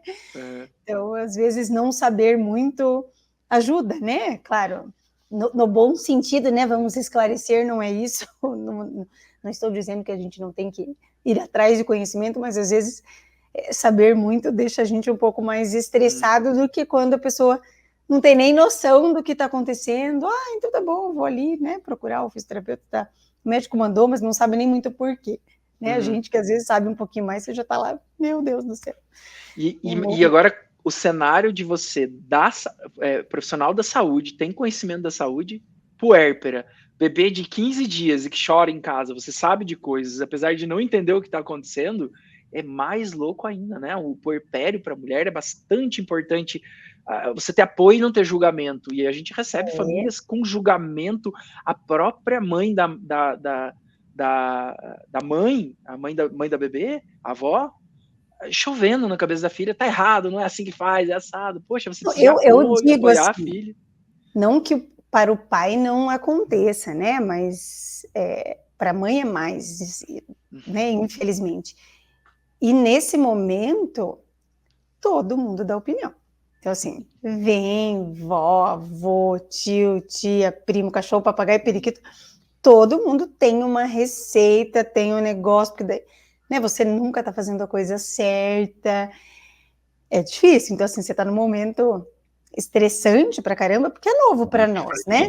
Mesmo no meu terceiro filho, é tudo diferente, né? Eu tive 3 filhos, os 3 foram completamente diferentes em todos os sentidos, né? Claro que a gente fica mais esperta, né? Eu falo, quando eu tive meu primeiro filho, eu não era capaz, olha, não tenho orgulho disso, mas eu não conseguia parar assim para falar, não, eu vou fazer uma janta, vou fazer o almoço, eu não conseguia. Ou eu cuidava dele, ou não tinha outra coisa. Com 3, nossa senhora, se me mandava fazer qualquer coisa, eu fazia. Foi amarrado.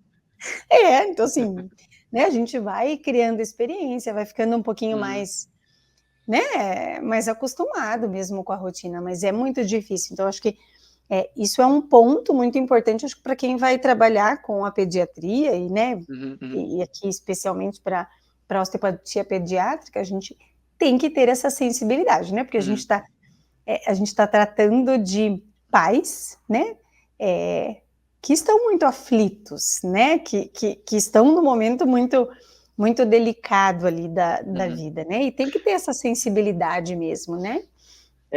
Enfatiza bem, mães muito sensíveis e pais que às vezes também são, porque a mulher é sempre mais importante, a mudança hormonal é importantíssima. Curioso, Mauro, eu fui estudar um pouquinho como é que é o cérebro, o que tinha de estudo sobre cérebro masculino, feminino e do bebê no nascimento. Em especial, a característica que mais chama atenção é que tanto o homem quanto a mulher tem perda neuronal no nascimento de um filho. Vocês sabiam disso? Aquilo que as mulheres falam, parece que eu fiquei burra. É real isso.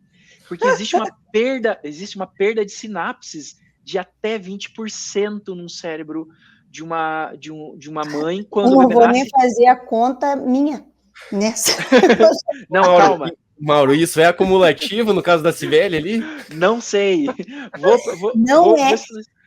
Eu vou entrar agora porque existe plasticidade. Boa, e eu posso ganhar, por favor. Senão, mas deixa eu falar, que tem ganhos. 17, estava no negativo.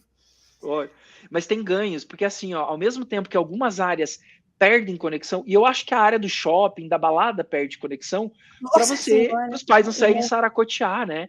Só que, ao mesmo tempo, existem duas mudanças importantes. Ínsula, que é a zona do nosso cérebro responsável pelos instintos e pelas reações, interpretações de ambientes hostis. Então, as reações de luta-fuga, na mulher, ela aumenta significativamente de tamanho. Vocês passam a ser leoas muito mais brabas quando vocês têm um bebê no colo. Faz sentido, vocês têm que brigar por 2 vidas agora. No homem, e ao mesmo tempo no hipocampo diminui a quantidade, que é a zona racional. No homem é o oposto. A parte irracional diminui a quantidade de neurônios ou de sinapses e o hipocampo sobe, porque o homem ele vai ser responsável por analisar o ambiente e ver esse ambiente está seguro para aquela vulnerabilidade que é a mulher amamentando, por exemplo, totalmente distraída em cuidar do neném, então alguém tem que fazer um trabalho por 3 agora. Então, provavelmente, essas relações são fisiológicas, mas o homem também perde um pouquinho de neurônio e fica mais burrinho, ou mais desmemoriado, junto com a mulher, se for fisiológica essa família. Então, curiosidades. Olha, guardem essa informação, pessoal, muito importante para nós nos nossos argumentos. Não briguem com mulheres, não provoquem, não estressem elas, não deixem elas ansiosas. Elas já naturalmente ficam mais nessa fase. Vai ajudar muito a família se for lá para visitar e fazer janta. Ajudar a família não é visitar o bebê, é visitar a mãe e pedir se ela precisa de ajuda. Vai cozinhar, vai limpar a casa para ela, vai segurar o bebê para ela tomar um banho. É essa ajuda, essa visita que a mulher principalmente precisa em casa, né? E o resto só atrapalha. Vai fazer louça. Dura, eu já até mandar esse podcast para todo mundo, já até fazia outro filho. Olha isso. Como diria uma amiga minha, ô Cibele, como diz uma amiga minha, o útero coça. Coça. Ela já tem 3. Que papo gostoso, hein? Assim, eu tenho certeza que a gente poderia ficar falando ainda sobre a osteopatia pediátrica aqui mais 24 horas facilmente. Mas eu quero entrar em outro assunto, Mauro. Na verdade, o nosso horário do podcast está até avançado já. Eu tinha que começar a puxar o encerramento, mas eu quero falar sobre isso porque eu acho que é super importante. Antes de entrar no ar aqui, o Mauro mostrou para nós que ali atrás tem um mapa mundi. A gente vai falar agora um pouquinho do Mauro Viajante. Você curte viajar, o né, Mauro Mauro? Viajante, que antes não saía de casa e não gostava de viajar, Então, né? Que ironia. O Dá o voltas. transformou e o recebeu muito bem. Mauro, Cascavel, cara. Cascavel transformador.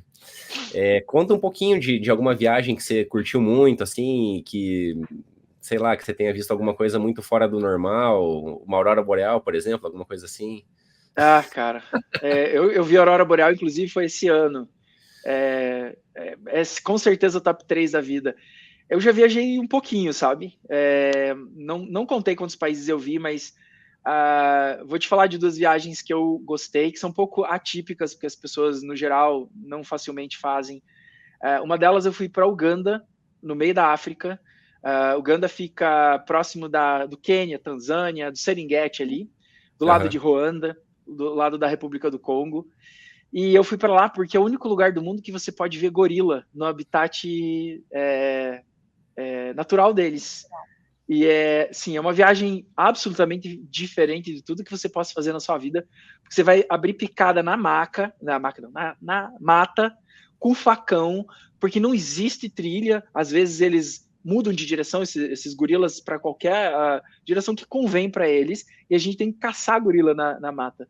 E é um tipo de viagem que eu realmente adoro fazer, que é ver a natureza e interagir com ela. Então, cara, foi especial demais ver pela primeira vez um silverback, que é como eles chamam o chefe da trupe lá, porque ele tem as costas todas brancas, acinzentadas. Quando eles passam da puberdade, o pelo começa a ficar cinza. Naquele momento, se já tem um silverback na família, esse aí vai ser expulso questão de dias, porque não pode ter 2 machos dominantes para aquele monte de fêmeas. E essa experiência, cara, foi realmente assim incrível. Que E o gorila bateu no peito, gente, na nossa frente. Esse eu tenho gravado isso. Foi incrível. Sério? Desculpa, Sibeli. Incrível. Cara. Não, eu falei, esse é o top 2? Você falou que a Aurora Boreal foi o top 3. Tá. A Aurora Boreal, gorila, foi especial. Eu não sei quem que eu boto primeiro. A Aurora Boreal eu vi esse ano pela primeira vez. Dei muita sorte, porque a Aurora Boreal tem uma classificação de 0 a 9 pontos de ondas que chegam aqui para fazer a reação de cores, de luzes. E no primeiro dia, por muita sorte do acaso ou não, eu acho que o meu anjinho da guarda é muito bom, é muito forte, a gente viu o nível 7, e o nível 7 já dá todas as bordas debaixo da aurora rosas. E essa aurora ficou por uns 7 minutos no céu enquanto a gente estava lá. A gente viu 1h30 de aurora boreal lá na Finlândia, na Lapônia, que é a terra do Papai Noel, terra verdadeira do Papai Noel, e a gente viu por 7 minutos aquele show de luzes, os pés congelados a menos 21 graus.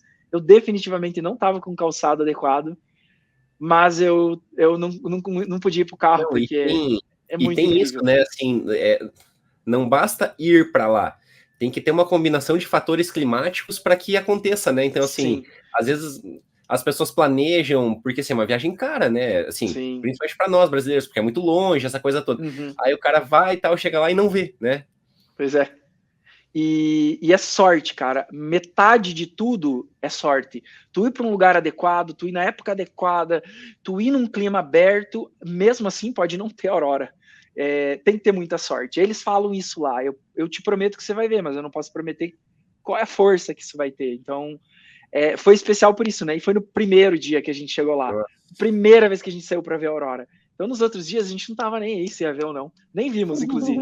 Mas a gente já tinha visto, sabe? Tinha pessoas que estavam no nosso carro que falaram, a gente tá 4 dias com hunters. O que são hunters? Tu paga um cara que anda até 600 quilômetros na direção que for para você ver a aurora boreal. E você vê, só que a quantidade, a força que você vê pode ser pequena, porque naquele dia a maior irradiação não está em cima daquele país que você está ou do país vizinho. Eles saem da Finlândia para ir para a Áustria lá, esses hunters. Tinha uma família de argentinos que foram 3 dias seguidos e tinha umas fotos minguadinhas, sabe? De uma luzinha que parecia, sei lá, um vagalume piscando. E eles estavam naquele carro com a gente, com outro hunter, naquele dia em que a gente viu a aurora boreal. Então eu recomendo fortemente, assim. Vai ter essa experiência, porque é uma experiência... Ver gorila é incrível, a aurora boreal é incrível também. São 2 viagens que me marcaram demais. E, para completar um top 3, é viajar com a Adriana, porque agora nossas viagens viraram viagens de curso. Eu vou fazer curso fora do país com ela. Na mesma viagem, a gente viaja já dá curso, normalmente Portugal. A gente viaja, se deixarem, para outro curso, e a gente faz alguma viagem divertida. E foi com ela, inclusive, a Aurora Boreal esse ano. Mas a parceria ali fechou. São viagens maravilhosas, porque eu aprendo, a gente ganha um pouquinho também, e a gente vai lá e aproveita, fecha com chave de ouro, sabe? São viagens muito, muito legais e prazerosas, assim, então... Bom, eu sou suspeita também, porque, assim, para mim, viajar, a melhor coisa do mundo. É uma das únicas coisas que você gasta o dinheiro e volta mais rico, né? Porque pois é, né, cara? Isso é extraordinário. Pois é. Mas tem viagem frustrante também. Eu viajei para Tonga. Você sabe onde fica Tonga? Na África, né? Nem ideia. De Tonga. Tonga. O que vocês sabem de Tonga? Olimpíadas. Lembra aqueles caras que entram besuntados de óleo na Olimpíadas? Sim. Então, de Tonga. Então, Tonga fica do lado de Fiji, que fica umas 3 horas da Nova Zelândia, lá no Pacífico. Fui para lá para ver baleia jubarte. Elas reproduzem lá. Elas têm os filhotes e ficam com os filhotes lá e você nada com elas. Não vi. Fui para Tailândia para ver tubarão-baleia. Não encontrei. Fui para ver a raia-manta. Não encontrei também. Então, tem frustrações. Fui para Turks and Caicos, que é uma ilha do Caribe, para mergulhar. Um furacão e uma tempestade de neve acabou com a minha viagem. Eu fiquei debaixo de chuva por 5 dias e voltei para o Brasil e não vi nada. Não aproveitei nada da ilha. Tem frustrações também, né? Mas faz parte também. A gente volta querendo voltar de novo, né? Porque são experiências incríveis, né? A natureza é incrível. Então, voltarei a viajar com certeza. Inclusive esse ano. Muito, muito, muito bom. Mauro, e para quem está assistindo, ouvindo e quiser te encontrar aí nas redes sociais, na internet de uma forma geral, onde que o nosso público consegue te achar? Quais são os seus contatos aí? Então, acho que o mais fácil hoje é rede social. Eu tenho o Instagram da OsteoBaby, que é como eu chamo o meu consultório. É lá que eu volto e meia publico algum material, de novo, voltado para as pessoas, voltado para a informação. Então, não tem muito conteúdo científico lá dentro. E então, quiserem acompanhar, tem bastante dessas dicas para as famílias, sabe? De como alertar as famílias para enxergar coisas que os profissionais de saúde ainda não estão querendo enxergar, mas as famílias por si podem ver. E aí procurar uma ajuda profissional. E a OsteoKids, que é a escola de osteopatia pediátrica, na verdade é um grupo de estudos de osteopatia pediátrica, porque como eu falei, a gente viaja para outras especialidades, para outros especialidades da saúde para tentar construir conhecimento, porque ele não existe hoje transdisciplinar, então está sendo uma experiência bem bacana. Lá a gente sempre publica atualizações de artigos científicos, as nossas agendas de curso para quem tiver curiosidade, eventualmente a gente tem palestras bastante interessantes para pediatria que são gratuitas, inclusive, então é uma oportunidade legal para acompanhar essa vida tanto acadêmica quanto de consultório aí para quem tiver mais curiosidade para saber mais do universo. Mauro, e para que o público saiba também, existe algum requisito para que os alunos possam ser seus alunos? Tem que ter uma formação básica em osteopatia? Assim, existe algum requisito? Na OsteoKids, para curso de formação em osteopatia pediátrica, o nosso pré-requisito é você ter uma formação de osteopatia de pelo menos 1.000 horas específicas, que é o que o benchmark da OMS recomenda para cursos de especialização. O estágio de 500 horas que se pede também no benchmark, a gente não exige, porque essas pessoas vão ter feito estágio em adultos, não faz sentido nenhum replicar o que você faz em adulto e em criança, então para a gente não é importante, mas o que importa é você ter aprendido a filosofia da osteopatia. Para os demais cursos, a gente não tem pré-requisito, né? Até famílias pedem para fazer o curso de assimetrias para entender mais a fundo, frustrante, porque é muito técnico, né?